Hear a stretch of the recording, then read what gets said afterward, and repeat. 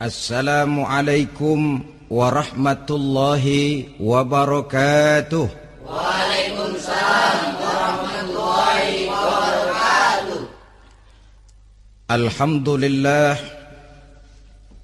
wassalatu wassalamu ala sayyidina Rasulillah sayyidina wa maulana Muhammad ibn Abdullah wa ala alihi wa sahbihi wa mawalah.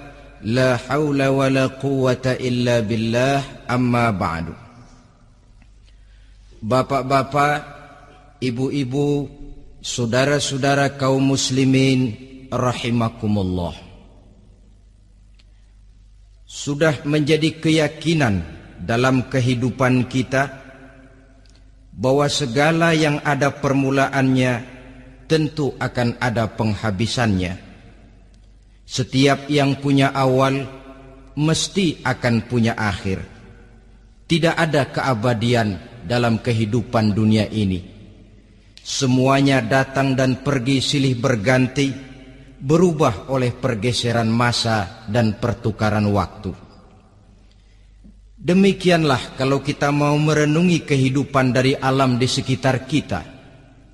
Sejak dari kehidupan tumbuh-tumbuhan, binatang, sampai kepada kehidupan kita, makhluk bernama manusia. Lihatlah kita manusia misalnya. Dimulai sejak kita terlahir ke alam ini, keluar dari alam rahim ibu, menjadi bayi yang merah tidak berdaya, untuk kemudian berangsur meningkat menjadi anak-anak. Dari kehidupan anak-anak berubah lagi kita menjadi remaja dengan segala keceriaan dan kelincahannya, dan dari masa remaja naik lagi kita memasuki usia dewasa, untuk kemudian berangsur memasuki hari tua. Lalu setelah kita memasuki hari tua, sehari, seminggu, sebulan, setahun, sampailah kita kepada batas waktu yang telah ditentukan oleh Allah, yang dinamakan ajal, dan bertemulah kita dengan yang disebut maut. Ini merupakan kepastian dalam kehidupan. Kalau saja kita mau merenung perubahan-perubahan yang terjadi pada diri kita, seharusnya membuat kita insaf dan sadar. Di kala remaja kita begitu lincah, punya rambut yang hitam ikal berderai, punya lesung di pipit, punya senyum yang indah menawan setiap orang yang melihat, punya kulit yang kencang dan bersih. Manakala kita memasuki hari tua, perubahan frontal pun terjadi. Kulit mulai jadi keriput, rambut yang tadinya hitam ikal berderai mulai memutih, nikmat berkurang, gigi yang tadinya utuh dan sanggup mengunyah apa saja, satu demi satu permisi meninggalkan kita. Sangat boleh jadi dikala remaja kita senyum semua orang terpikat. Dikala hari tua dengan kulit yang keriput dan gigi yang tidak ada lagi, manakala kita senyum mungkin orang bakal lari dari sekitar kita. Kemana keindahan yang tadinya begitu menawan? Kemana senyum lesung pipit yang tadinya menarik perhatian orang?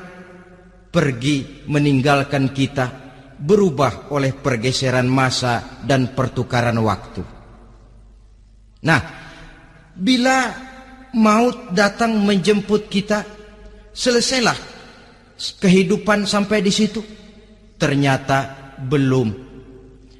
Kalau lahir merupakan perpindahan hidup dari alam rahim ke alam dunia, maka mati hakikatnya merupakan perpindahan hidup dari alam dunia ini ke alam kehidupan yang berikutnya, yang dinamakan dengan alam barzakh. Andai kata hidup cuma sekali, secara moral kita sanggup berkata, alangkah tidak adilnya Tuhan. Kenapa? Dalam kehidupan ini kan aneka ragam terjadi. Ada orang yang zolim, ada orang yang dizolimi. Ada orang yang membunuh, ada orang yang terbunuh. Ada orang yang kaya, ada orang yang miskin. Ada orang yang jujur, ada orang yang menghalalkan segala cara. Sehingga banyak ketidakadilan yang terlepas daripada pengadilan dunia. Lalu orang pun bilang, di dunia ini katanya banyak pengadilan tapi sulit keadilan. Di dunia ini mudah mencari pengadilan tapi sulit untuk mencari ketidakadilan. Andai kata hidup cuma sekali, tidak akan ada hidup sesudah hidup yang sekarang ini. Bagaimanakah nasib mereka yang lepas dari pengadilan dunia ini? Alangkah tidak adilnya Allah andai kata tidak ada kehidupan sesudah hidup yang sekarang. Tentulah akan terjadi di mana orang menghalalkan segala macam cara untuk mencapai tujuan. Yang penting kan saya kaya, yang penting kan saya punya jabatan dan kedudukan tinggi. Kalau perlu jilat atas, jilat atas. Kalau perlu sikut kiri kanan, sikut kiri kanan. Kalau perlu injak bawah, injak yang bawah. Ini prinsip daripada orang-orang komunis. Dan pantas karena mereka tidak percaya kepada kiamat. Pantas karena mereka tidak percaya akan adanya kehidupan sesudah hidup yang sekarang ini. Maka saya menghimbau kepada seluruhnya, kita sudah kadung menyepakati negara ini berdasarkan Pancasila. Kita sudah kadung konsensus bahwa PKI dengan seluruh ajarannya tidak punya hak hidup di bumi Pancasila yang kita cintai ini. Maka salah satu ajaran PKI tujuan menghalalkan cara. Kita orang Indonesia yang berbudi pekerti luhur, yang punya nilai budaya tinggi, janganlah sampai mencaci PKI, membubarkan PKI, mengutukkan PKI, tapi dalam kehidupan sehari-hari prakteknya prinsip komunis kita pakai. Apa itu? Tujuan menghalalkan cara. Asal sudah tujuan tercapai, cara apapun saja halal. Itu pandangan hidup orang yang tidak percaya kepada adanya hari akhirat. Sebagai muslim yang yakin akhirat ada, kiamat pasti akan datang. Hidup tidak cuma sekali. Maka kalau kita zalim, kalau kita berbuat aniaya, kalau kita melakukan korupsi, kalau kita merugikan orang lain, boleh jadi kita terlepas daripada pengadilan dunia. Tapi ingatlah, kita tidak akan pernah lepas dari pengadilan Allah. Pengadilan Qadhi Rabbul Jalil, di mana kita akan diadili dengan seadil-adilnya. Dan tidak satu perbuatan yang bersifat salah, yang bagaimanapun kecilnya, yang akan lepas dari pengadilan di akhirat itu nanti. Pantas saja kalau satu hari malaikat Jibril datang menasehati Rasulullah sallallahu alaihi wasallam, yang artinya juga menasehati kita semua. Apa kata malaikat Jibril kepada baginda Nabi? Ya Muhammad, ish ma syi'ta fa innaka mayyitun. Hai Muhammad, hiduplah semau kamu, tapi jangan lupa kamu pasti akan mati. Kalau memang dilarang tidak terlarang, dicegah tidak tercegah, kamu mau melaksanakan hidup menurut maumu sendiri, persilahkan, hiduplah menurut mau dan gayamu. Tapi jangan lupa, fa innaka mayyitun, satu saat kau pasti bakal mati. Dan mati itu bukan akhir dari segalanya. Dia babak baru bagi kehidupan selanjutnya. Silahkan hidup menurut maumu, tapi jangan lupa kau pasti akan mati.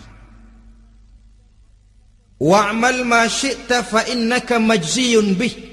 Kerjakan apa saja yang kamu mau.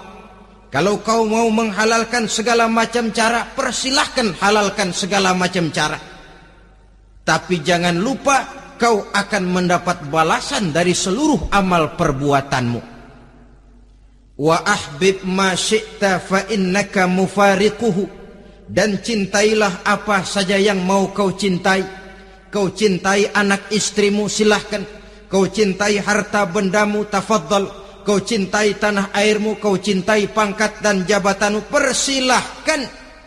Tapi jangan lupa, fa innaka mufariquhu, kau pasti akan berpisah dan akan meninggalkan segala yang kau cintai itu. Apa artinya ini buat kita? Ternyata sesudah maut datang menjemput kita, ada kehidupan sesudah hidup yang sekarang ini. Ini yang mendorong kita untuk dalam kehidupan di dunia ini tidak melakukan prinsip saenake dhewe, semaunya sendiri saja, asal perut kenyang, asal pangkat tinggi, asal harta dapat. Masa bodoh dengan merugikan orang lain, masa bodoh dengan menipu orang lain. Iku jenenge saenake dhewe. Muslim tidak diajarkan. Ingat manusia, setelah kau mati, setelah kiamat datang, kau akan dibangkitkan, kau akan dimintakan pertanggungan jawab tentang kehidupan yang sekarang ini. Saudara hadirin, oleh sebab itu kalau kita bicara soal kiamat, soal akhirat, ini memang masalah yang gaib, yang sepenuhnya tidak bisa dicernakan dengan kemampuan penalaran intelektual. Dasar di dalam membicarakan ini tidak lain adalah iman kita kepada Allah Subhanahu wa ta'ala. Bukan cuma zaman sekarang, dari zamannya Nabi. Orang itu kalau sudah bicara kiamat, bicara akhirat, ada yang ragu-ragu, ada yang menolak sama sekali. Bukan dari zaman sekarang, dari zaman dulu. Pernah kok satu saat Rasulullah itu dakwah, menceritakan, saudara-saudara, akan terjadi kiamat di mana Allah akan membangkitkan manusia dari kuburnya untuk memintakan pertanggungan jawab. Ini dalam dakwahnya Nabi pidato macam itu. Apa reaksi orang? Yang beriman ya mantap, tapi yang tidak beriman, bajingan-bajingan Quraisy ini, mereka bertepuk tangan, mengejek, mencaci. Malahan ini yang luar biasa, ada dua orang kafir namanya Ubay bin Ka'ab dan Al-As bin Wa'il. Mendengar pidato macam ini, mereka buru-buru pulang ke rumah. Ngapain? Ngambil pacul. Lalu berangkat nyari kuburan tua. Dia gali itu kuburan. Tulang-tulangnya diangkut, dibawa ke depan Nabi. Ya Muhammad, tulang-tulang yang udah hancur begini, siapa yang bisa ngidupin lagi? Yang macam-macam aja kamu Muhammad. Nggak rasional, nggak masuk akal. Allah menjawab. Apa kata Allah? وَضَرَبَ لَنَا مَثَلًا وَنَسِيَ خَلْقَهُ قَالَ مَنْ يُحْيِي الْعِظَامَ وَهِيَ رَمِيمٌ قُلْ يُحْيِيهَا الَّذِي أَنْشَأَهَا أَوَّلَ مَرَّةٍ وَهُوَ بِكُلِّ خَلْقٍ عَلِيمٌ. Mereka memberikan perumpamaan kepada kami, kata Allah. Mereka melupakan asal kejadiannya. Mereka bertanya, siapa yang sanggup menghidupkan tulang belulang yang sudah hancur kayak begini? Qul yuhyiha allazi ansha'aha awwala marrah. Katakan kepada mereka Muhammad, yang akan menghidupkannya adalah dia yang telah menciptakannya pertama kali dulu. Kalau dia sanggup menciptakan, dia tentu lebih sanggup lagi untuk mengembalikan reproduksi ciptaan itu sebagaimana semula. Yang paling kasihan yang ragu-ragu. Akhirat itu ada apa enggak sih? Kiamat itu ada apa enggak sih? Lantaran ragu-ragu, terombang-ambing dia antara harapan dan putus asa, antara kenyataan dan idealisme. Ada yang buta sama sekali, 100% terhadap keadaan-keadaan sesudah mati. Perhatian mereka hanya tercurah kepada kehidupan sebelum mati. Yang mereka perhatikan siang dan malam tidak lebih daripada urusan perut. Pergi pagi, pulang sore, peras keringat, banting tulang. Cuma soal makan, soal minum, soal pakaian, soal kendaraan, soal rumah tangga, soal anak, soal istri. Yang mereka pentingkan hanya soal-soal politik misalnya, ekonomi, pembangunan dan industri. Untuk soal-soal kayak begitu, giat betul. Habis seluruh waktu untuk memikirkan, meningkatkan kebudayaan, politik, sosial, ekonomi. Kadang-kadang kurang tidur, kurang istirahat, berkeliaran ke sana kemari ke tempat yang jauh-jauh. Sampai-sampai kadang-kadang terkena stres, penyakit darah tinggi, ginjal, lever, untuk memikirkan hal-hal yang semata-mata karena dunia saja. Lantas boleh jadi mereka mendapatkan kekayaan yang berlimpah ruah, mendapatkan kedudukan yang tinggi, nama yang semerbak, dikenal orang di barat dan di timur, di utara dan di selatan. Tetapi alangkah kecewanya mereka jikalau datang ajal menjemput nyawa, mati mereka, meninggalkan harta yang banyak, nama yang masyhur. Mereka disebut dengan jasa-jasanya. Radio memberitakan, TV menyiarkan, koran-koran memuat. Bahkan nama mereka kadang-kadang dikenang 2-3 tahun setelah wafatnya. Tetapi dalam pada itu, roh mereka merintih, mengeluh, menderita, karena dilemparkan oleh Allah ke tempat-tempat yang kotor. Penyesalan yang sudah tidak akan ada gunanya lagi. Saudara-saudara kaum muslimin rahimakumullah.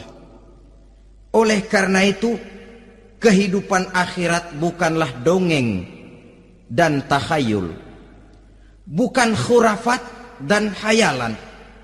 Kehidupan akhirat, hari kiamat adalah kebenaran dan kepastian. Dalam surah Al-Hajj ayat ke-7, Allah Subhanahu wa taala menyatakan, wa anna as-sa'ata atiyatun la raiba fiha wa anna Allah yab'atsu man fil qubur. Dan bahwasanya kiamat itu sesungguhnya adalah sesuatu yang pasti dan tidak ada keraguan-raguan lagi di dalamnya.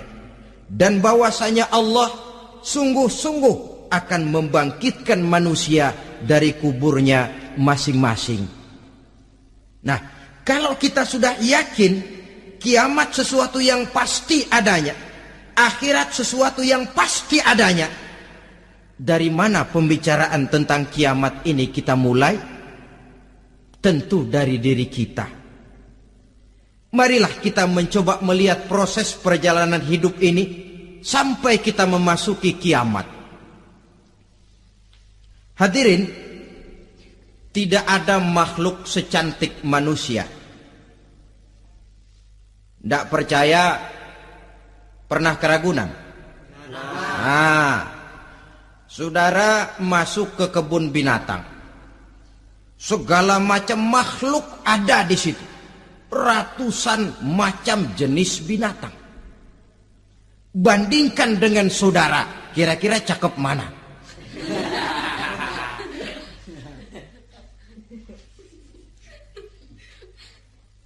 Dari seluruh makhluk yang diciptakan Allah itu, manusia fi ahsani taqwim, dalam bentuk yang paling sempurna, sejak susunan biologis sampai kemampuan berpikir.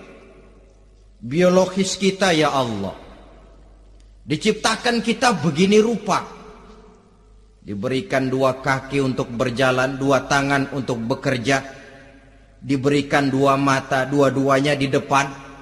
Pernah saudara mikir kalau mata kita yang satu di depan, yang satu di belakang? Rasanya nggak laku kacamata itu.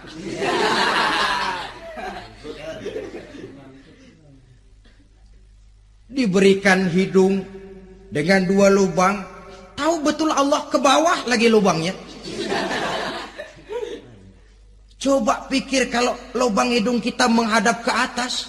Aduh, kalau musim hujan repot jagain hidung. Laqad khalaqnal insana fi ahsani taqwim. Sungguh telah kami ciptakan manusia dalam bentuk kejadian yang paling sempurna ketimbang makhluk-makhluk Allah lainnya. Nah, kesempurnaan manusia ini oleh karena hidupnya terdiri dari 2 unsur pokok. Pertama unsur jasmani dan kedua unsur rohani. Jasad dan roh. Jasad yang terlihat sekarang ini, potongan saudara yang ngejedok di depan saya ini jasad saudara. Ini yang berasal dari saripati makanan yang dimakan oleh bapak ibu kita.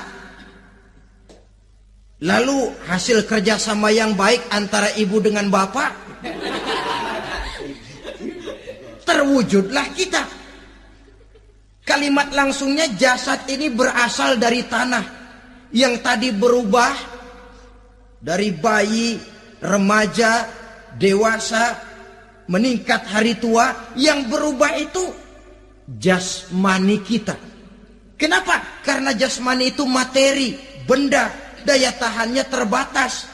Dia berubah oleh pergeseran masa dan pertukaran waktu. Apa ada orang makin tua makin cakep? Jasmani oleh karena dia materi, dia berubah oleh pergeseran masa dan pertukaran waktu. Nah, yang menyebabkan jasmani itu bergerak karena ada roh di dalamnya. Ini yang menyebabkan kehidupan. Ini yang menjadi sumber kehidupan, pusat kesadaran dan pengertian dalam kehidupan manusia. Tanpa roh dalam diri kita, maka jasad kita, pernah lihat orang mati? Nah, itu kalau orang mati, coba perhatikan. Apanya yang kurang? Kupingnya masih ada, tapi sudah tidak sanggup mendengar. Matanya masih lengkap, tapi tidak mampu melihat. Jangankan melihat, terbuka saja tidak. Mulutnya masih ada, tapi sudah tidak bicara lagi. Telinganya cukup, tapi sudah tidak sanggup mendengar. Kakinya lengkap, tapi tidak mampu lagi berjalan. Apa penyebabnya itu? Ternyata jasmani kita, jasad ini manakala sudah ditinggalkan oleh ruh, dia tidak akan bisa berdaya apa-apa. Tidak mampu berjalan, tidak pula berbuat, tidak pula bekerja apapun saja. Saudara-saudara, dua-duanya punya kebutuhan. Jasmani ada kebutuhannya, rohani pun ada kebutuhannya. Jasmani yang jelas perlu makan, perlu minum, perlu tidur, perlu pakaian, dan sebagainya. Nah, apabila saat berpisah datang, ajal sampai, berpisahlah roh dan jasad. Dan itulah yang dinamakan dengan maut. Jadi apa sih mati itu? Mati adalah berpisahnya roh dengan jasad. Sebab itu Islam sangat menganjurkan kita untuk banyak-banyak mengingat mati. Bagaimana caranya mengingat mati? Pertama, mati itu kan pasti. Kira-kira yang hadir di sini ada yang nggak mati nggak kira-kira? Semuanya bakal mati kan? Berani? Berani. Sekarang mau? Saudara, sebenarnya kalau kita merenung lebih jauh, orang itu tidak perlu takut mati. Walaupun tidak boleh terlalu berani menghadapi mati. Karena bagaimanapun takutnya kita kepada mati, toh dia pasti datang. Bagaimanapun beraninya kita mati, kalau belum ajal ya tidak mati juga. Jadi muslim itu kan harus berani menghadapi hidup dan tidak takut menghadapi mati. Mati adalah sesuatu yang pasti. Muslim dianjurkan banyak-banyak mengingat mati dalam kehidupan. Caranya bagaimana? Pertama, berziarah nengokin teman yang sakit. Ya? Suka nengokin teman yang sakit enggak? Oh, itu pahalanya kata Nabi. Menengok orang yang sedang sakit lebih afdol daripada sholat sunnah 1000 rakaat. Apa pernah saudara sembahyang sunnah sampai 1000 rakaat? Nengokin orang sakit pahalanya lebih afdol daripada itu. Kenapa menengoki orang sakit mengingatkan kita kepada mati? Iya ya, ini teman saya yang kemarin segar banget, bercanda sama saya, ketawa sama-sama, sekarang terbaring tidak berdaya, hilang kemampuannya, hilang keceriaannya, sakit. Iya kalau sembuh, kalau ajal, iya sekarang giliran dia, kalau jatuh ke saya. Lalu menghibur teman dengan kata-kata yang enak, yang akan mendatangkan sugesti supaya dia cepat sembuh. Jangan nengokin orang sakit jujur. Sakit apa lo? Perut. Emang teman gua kemarin sakit begini mati loh. Wah, itu orang bisa jadi shock lantaran etika kita tidak akan sampai ke sana. Menjenguk orang sakit akan mengingatkan kita kepada mati. Apalagi ziarah kubur. Ada yang orang tuanya sudah meninggal? Kalau ada, ya tidak bisa tiap hari, sekurang-kurangnya seminggu sekali. Jumat pagi misalnya, ziarah kita ke kubur. Sehingga kalau kita masuk kubur kan ada etikanya. Assalamualaikum ya ahlal kubur wa inna insyaallahu bikum lahikun. Hai penduduk kubur, keselamatan bagi kamu dan kami yang masih hidup sekarang ini insyaallah pasti bakal nyusul kamu. Iya, yang kemarin gagah benar sekarang terbaring tanpa daya. Ini unggukan kuburannya. Yang kemarin ada sekarang sudah tidak ada. Kemana dia? Kami satu saat pasti akan begini. Ingat mati. Lalu apalagi yang bisa membuat kita ingat kepada mati? Mengawal jenazah. Bukankah sangat dianjurkan oleh agama? Bahkan kalau bisa sejak mengurusnya, memandikannya, mengkafankannya, menyolatkannya untuk kemudian mengantarnya ke kubur. Hari ini saya antar dia ke kubur, besok boleh jadi saya yang diantar orang. Hari ini saya solatkan dia, besok boleh jadi saya yang disolatkan orang. Hari ini saya masukkan dia ke liang lahat, besok mungkin giliran saya dimasukkan orang ke liang lahat. Ingat mati, tumbuh kesadaran. Lalu daya positifnya dalam kehidupan apa? Nah, saudara-saudara hadirin, orang yang mengingat mati bukan lantas menjadi lemah dalam kehidupan, menjadi putus asa, sedikit semangat, terbentur kesulitan, mudah frustasi. Bukan itu tujuannya kita diperintah mengingat mati. Jelasnya Islam menganjurkan kita untuk mengingat mati guna maksud-maksud yang positif, supaya orang lalu sadar hidup ini cuma sebentar.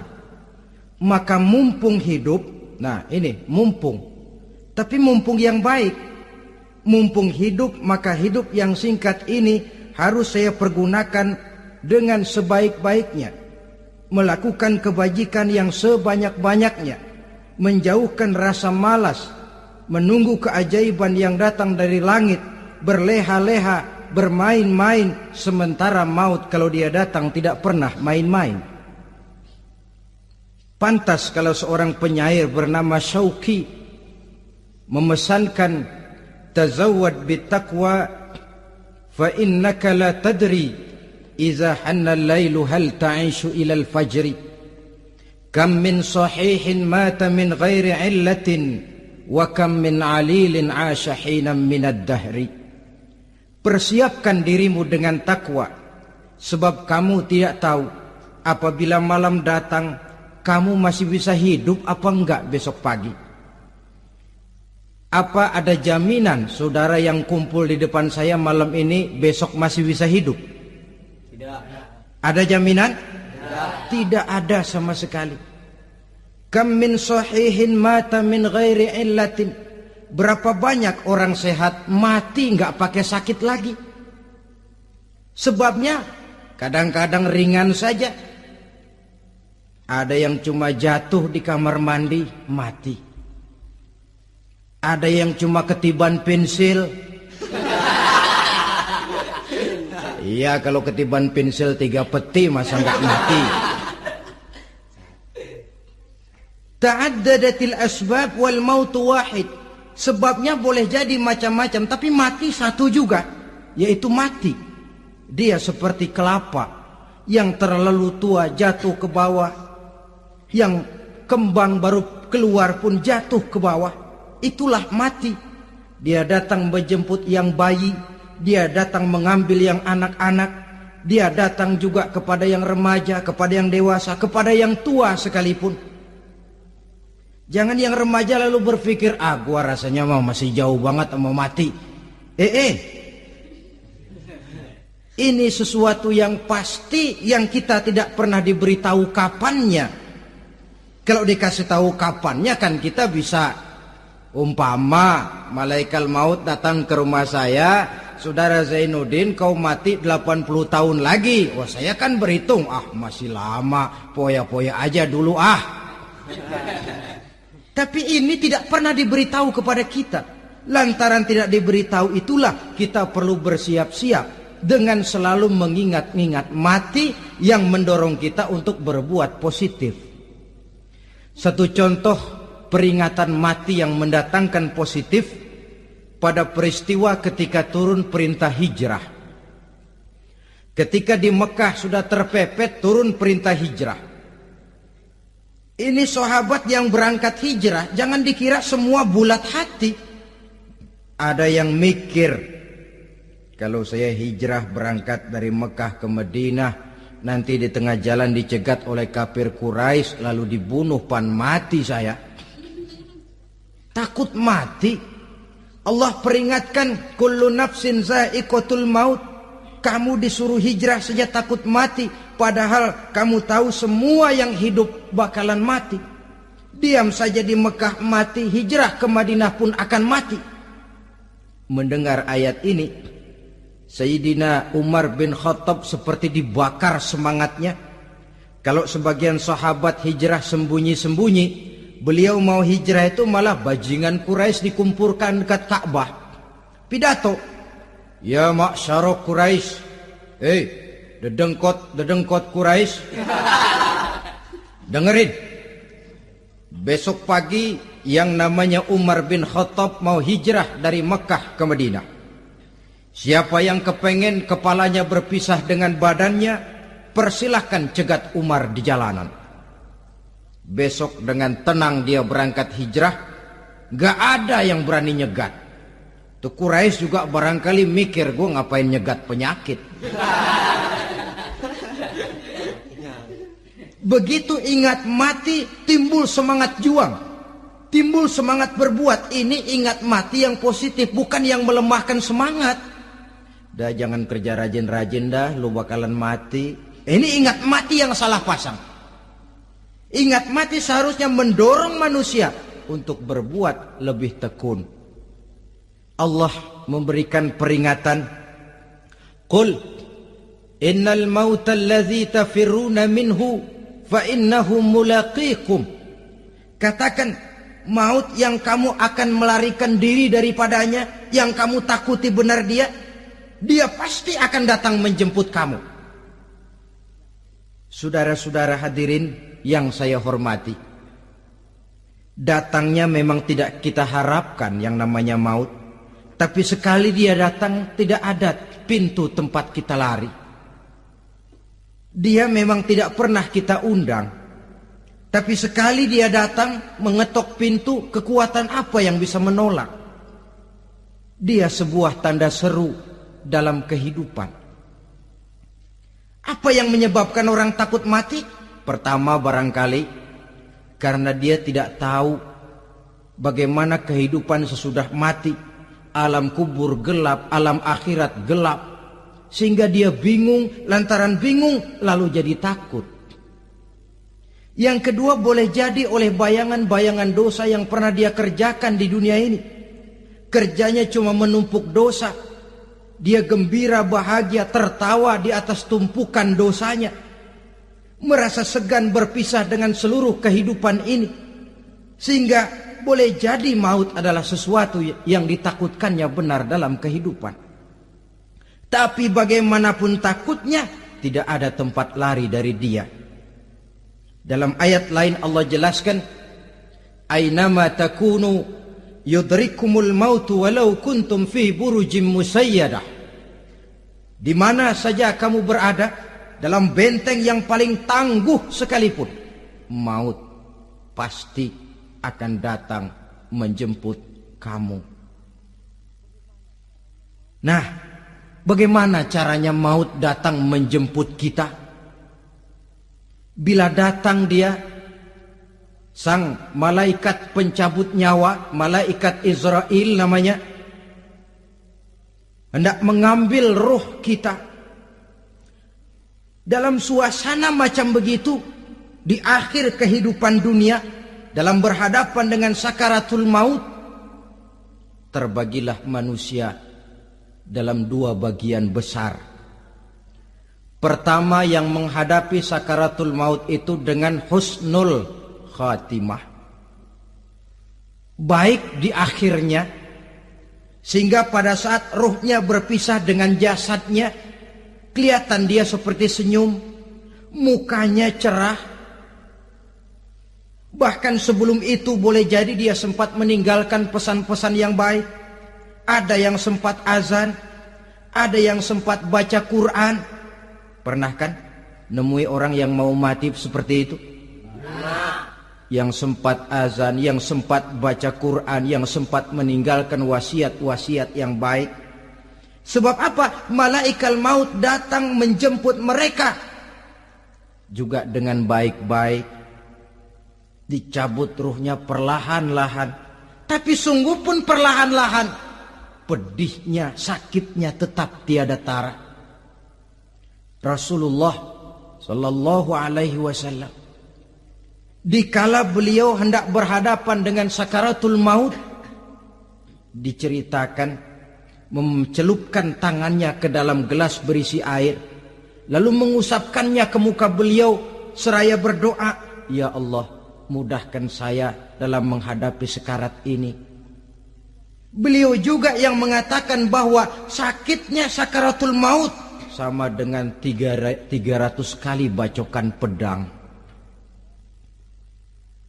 Sehingga kita diajarkan doa, di antara doa selamat itu kan ada Allahumma hawwin alaina fi sakaratil, ya Allah, mudahkan saya di dalam menghadapi sakaratul maut itu.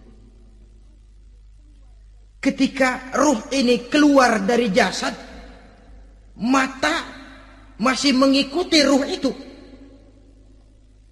Sehingga kadang-kadang ada yang matanya terbelalak dan tidak sempat ditutup, terbuka terus, mengikuti ruh itu keluar dari jasadnya. Adapun golongan kedua, manusia yang ketika berhadapan dengan sakaratul maut mendapatkan su'ul khatimah, jelek di penghabisannya. Sekaratnya sudah setengah mati, lalu jelek juga di akhirnya, mati dalam keadaan yang tidak baik, tidak terpuji. Ada yang lagi megang kartu, mati. Ada yang lagi di tempat ngadu ayam, mati. Ada yang lagi di tempat pelacuran, mati. Ada yang lagi megang botol minuman keras, mati. Nih barangkali malaikat maut gemes banget nariknya, lu bajingan, lu tarik terus dan mati su'ul khatimah. Makanya bagus itu. Kadang-kadang di majelis-majelis taklim kan sering dibaca, ya Allah biha, ya Allah biha, ya Allah bihusnil khatimah. Kan ada itu? Ada enggak? Saudara hadirin, mohon agar oleh Allah kita diberikan husnul khatimah, baik di saat ruh akan berpisah dengan jasad.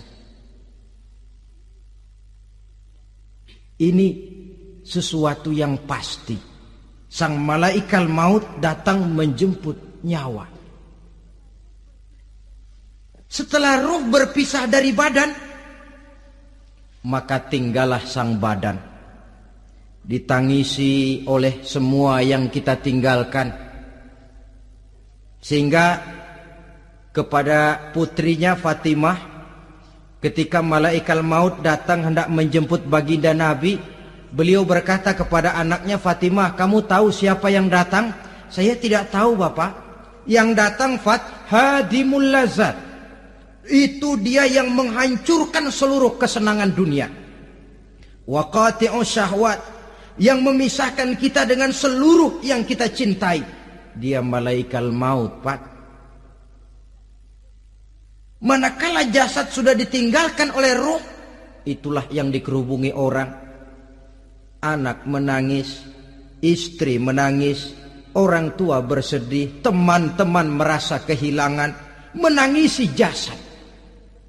Diuruslah jasad kita, dimandikan sebagaimana mestinya, dikafankan dengan kain putih 3 lembar, itu yang hendak kita bawa kembali ke tempat asal kita.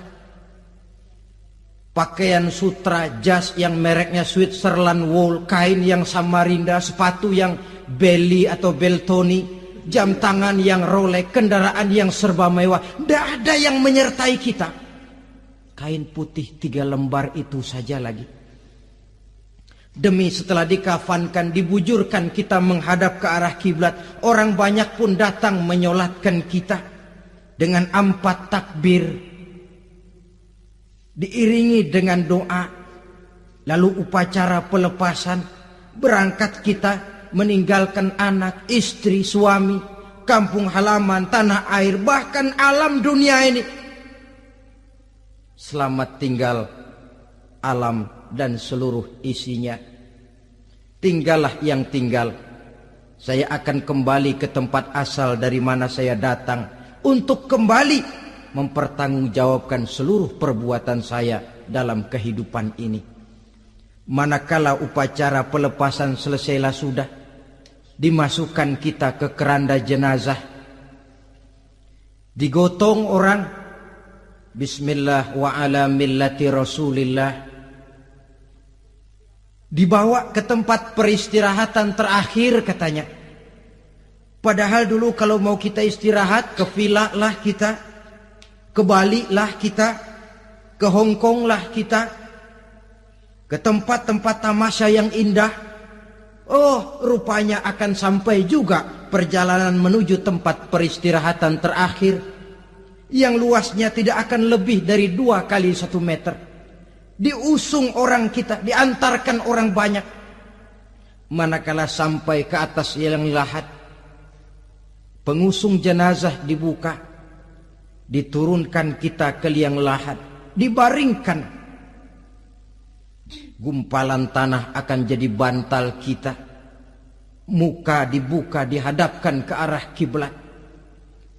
Setelah itu ditutup liang lahat kita dengan kayu.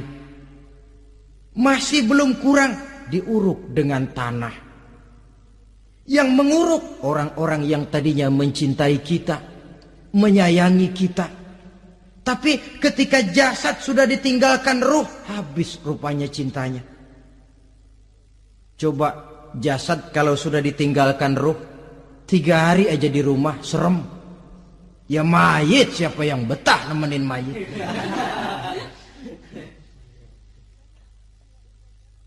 Lalu bila upacara pemakaman selesai, maka berusahalah semuanya. Para pengantar akan kembali ke rumahnya masing-masing. Maka masuk kita ke alam kehidupan, yaitu yang disebut alam barzah atau alam kubur. Apa selesai hidup sampai di situ? Tidak. Hanya beberapa langkah setelah yang mengantar kita pulang. Diriwayatkan dalam hadis Bukhari dan Muslim, bila seseorang sudah diletakkan di kuburnya, lalu yang mengantar kembali pulang, maka roh si mayit akan dapat mendengar bunyi terompah orang yang pulang itu. Bunyi terompahnya terdengar. Datang dua malaikat menanyakan dia dengan pertanyaan-pertanyaan yang kalau bisa dijawab dengan betul. Dua malaikat yang bernama Munkar Nakir akan bilang, jawabanmu betul. Tenanglah kau di sini, naumatal arus. Tidurlah kau di sini seperti tidurnya pengantin. Orang yang baik-baik di alam kuburnya akan mendapat nikmat kubur. Sehingga masa penantian yang lama, sebab jangan lupa, kita masuk ke kubur itu kan menunggu sampai datangnya hari kiamat. Jadi kalau kiamat umpamanya masih 1000 tahun lagi, ya 1000 tahun kita menunggu. Orang yang baik-baik penantian di alam kubur, kata malaikat, naumatal arus, tidurlah kamu seperti tidurnya pengantin. Bagaimana sih tidurnya pengantin? Nggak berasa. Iya, kata anak sekarang, endah aja udah. Begitu mendusin pagi, kata lakinya, malam sebentar bener ya Neng. Sebentar betul katanya malam. Iya tentu saja tidak terasa. Kenapa? Dia tidak pernah memikirkan waktu. Terbawa oleh kenikmatan dan kelezatan yang dirasakannya dalam kehidupan. Tapi orang kafir, orang yang dosanya bertumpuk, tidak sanggup menjawab pertanyaan dua orang malaikat, maka dia akan mendapat azab di alam kuburnya terus menerus siang dan malam sampai datangnya hari kiamat. Ibarat maling ayam ketangkep, belum masuk pengadilan udah digebugin duluan. Kan begitu kan? Ada maling ayam nggak di sini? Nah, itu yang nyaut tadi pengalaman itu. Di sidang belum divonis, belum digebugin babak belur. Saudara hadirin, maka alam kubur bisa merupakan raudhatun min riyadil jannah. Taman di antara taman-taman surga, pun juga bisa merupakan hufratun min hufarin niran, menjadi liang daripada neraka. Ada lagi riwayat yang dari Imam Muslim yang diperoleh dari Zaid bin Sabit. Zaid bin Sabit cerita, satu hari kami bersama Rasulullah sallallahu alaihi wasallam berada dalam kebun kepunyaan Bani Najjar. Rasulullah sedang duduk di atas keledai. Tiba-tiba entah bagaimana itu keledai terkejut, kaget, berontak, hampir Rasulullah jatuh. Rasulullah kemudian bertanya, rupanya di kebun itu ada kuburan tua, 5 atau 4 kuburan. Rasulullah lalu bertanya, saudara-saudara ada yang tahu nggak ini kuburan siapa? Nggak ada ya Rasulullah. Memang kenapa? Ini penghuni kuburnya lagi disiksa oleh Allah. Andai kata boleh saya mohon kepada Allah supaya kamu dengar seperti yang saya dengar, andai kata saja kamu kuat mendengarnya, saya pasti akan berdoa. Tapi sayang, saya yakin kamu pasti tidak akan kuat mendengar mereka mendapat azab di kuburnya. Hadis sahih riwayat Imam Muslim dari Zaid bin Sabit. Kehidupan di alam barzah. Pak, iya kalau yang matinya dikuburin. Lah kalau yang matinya diceburin ke laut, dibakar, di medan perang hilang gak ketahuan kemana jenazahnya.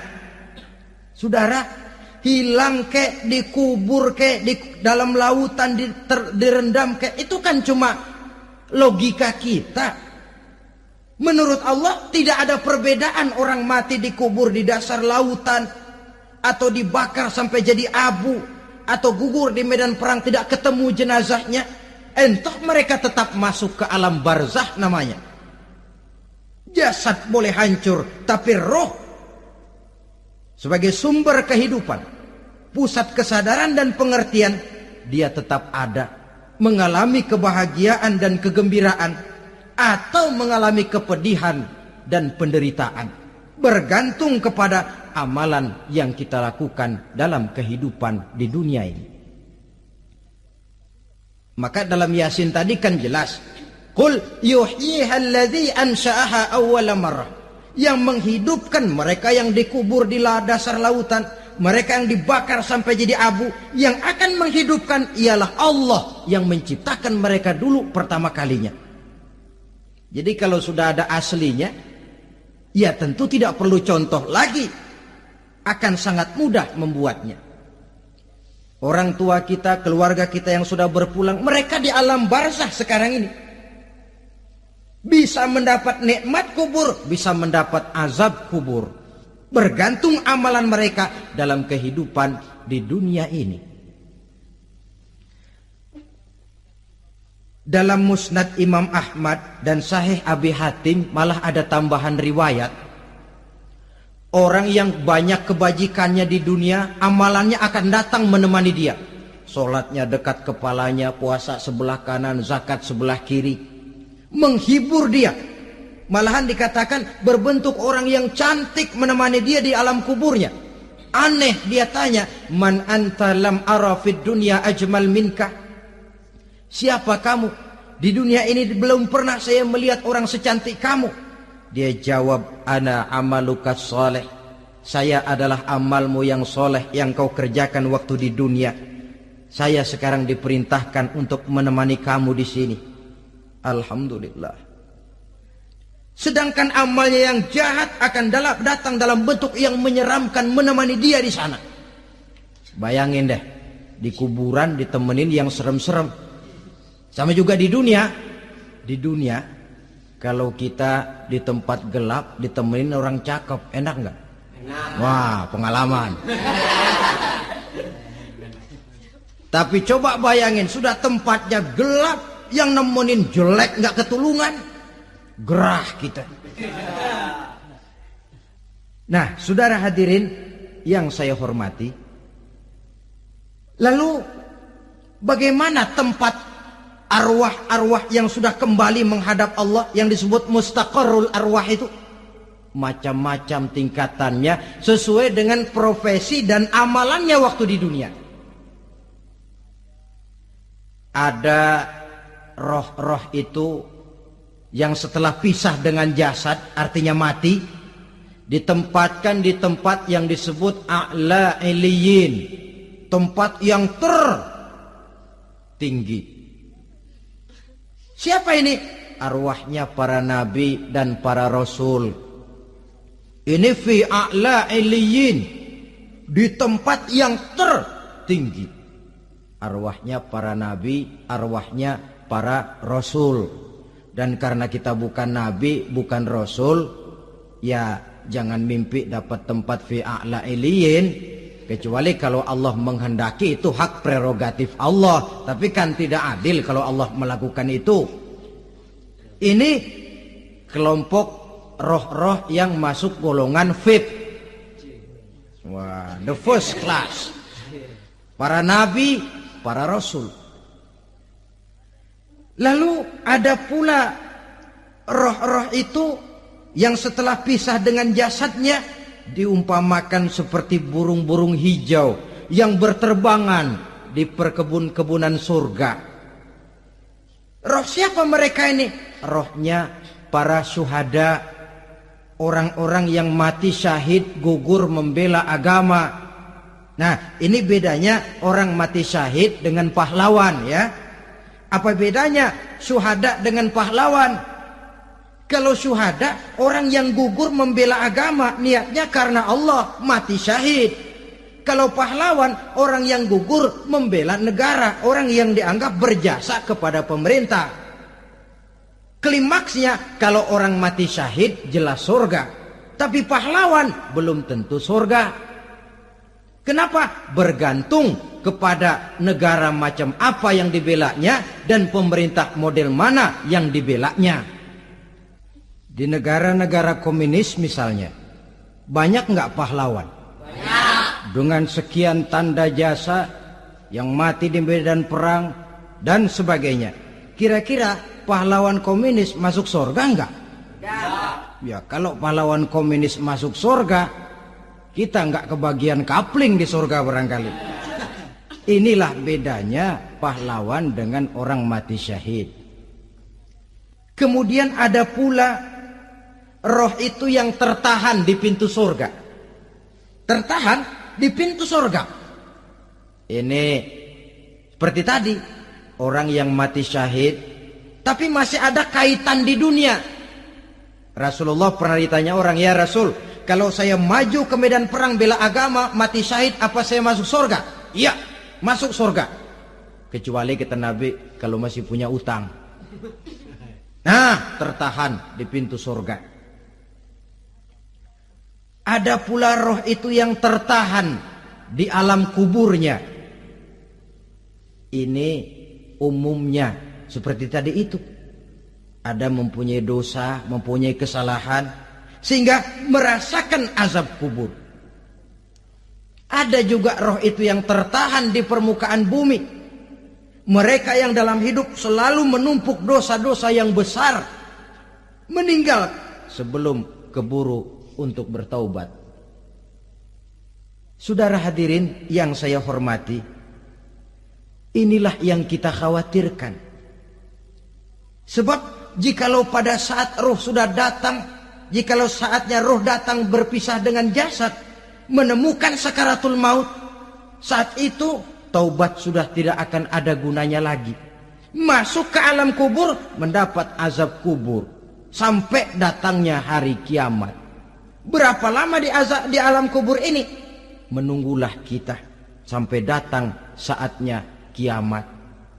Nah, saudara-saudara, apa tanda-tanda hari kiamat? Kapan dia akan datang? Bagaimana hal ihwal manusia pada saat terjadi kiamat? Bagaimana alam ini? Bagaimana perhitungan di padang mahsyar? Insya Allah akan saya ungkapkan pada bagian kedua dari ceramah ini.